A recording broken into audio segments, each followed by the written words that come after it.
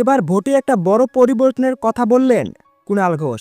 মুখ্যমন্ত্রী একাই থাকলেও এবার রাজ্যসভার বিরোধী দলনেতা বদলে যাবে, এই কথা বলে শুভেন্দুকে কটাক্ষ করেন কুণাল ঘোষ।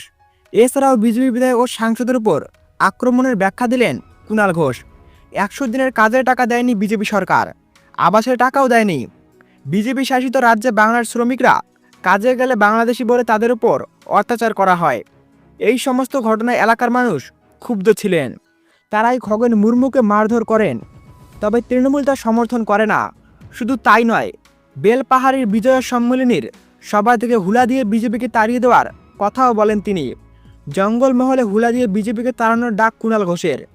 রাজ্যব্যাপী বিজয় সম্মেলনী করার নির্দেশ অনুযায়ী আজ বিনপুর বিধানসভায় বিজয় সম্মেলনী অনুষ্ঠিত হয়। শিলদার শিবশক্তি ক্লাবের অডিটোরিয়ামে প্রায় 350 জন কর্মী ও নেতাদের উপস্থিতিতে প্রধান বক্তা হিসেবে বক্তব্য রাখেন কুণাল ঘোষ।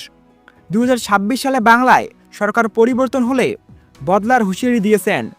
এর এই পরিপ্রেক্ষিতে তৃণমূল মুখপাত্র কুণাল ঘোষ বলেন, বিজেপি ওয়াশ আউট হয়ে যাবে। আসন্ন বিধানসভা নির্বাচন মুখ্যমন্ত্রী মমতা বন্দ্যোপাধ্যায় থাকবেন, কিন্তু বিরোধী দলনেতার পদ থাকবে না, কারণ সেই সংখ্যা বিধায়ক বিজেপির থাকবে না। সাধারণ মানুষ বিজেপিকে সেই সংখ্যক আসন দেবে না। তবে নাগারা কাটার ঘটনা নিয়ে নিন্দা জানিয়েছেন কুণালও। তিনি বলেন যে ঘটনাটা ঘটেছে অত্যন্ত খারাপ ঘটনা, আমরা নিন্দা করি। খুব খারাপ ঘটনা মুখ্যমন্ত্রীও বলেছেন, কিন্তু মানুষের যদি ক্ষোভ থাকে কোনো নেতা বা দলের ওপর, তাহলে সমস্যাটা বুঝতে হবে। কারণ মানুষ জানে এরাই 100 দিনের টাকা পেতে দেয়নি, এরাই আবাসে টাকা দিতে দেয়নি। মমতা বন্দ্যোপাধ্যায়কে দিতে হয়েছে সেই টাকা। বিপদের দিনে এরা থাকে না মানুষের পাশে।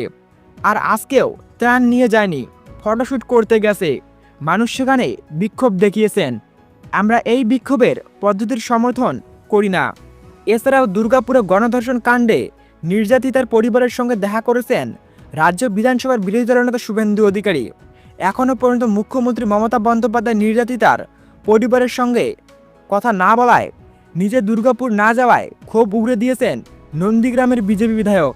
সেই সঙ্গে গণধর্ষণের মতো নরকজনক কাণ্ড নিয়ে রাজ্য প্রশাসনের ভূমিকার কড়া সমালোচনা করেছে বিরোধী দলনেতা। এবার সেই প্রসঙ্গেই পাল্টা শুভেন্দুকে একহাত নিলেন তৃণমূল মুখপাত্র কুণাল ঘোষ।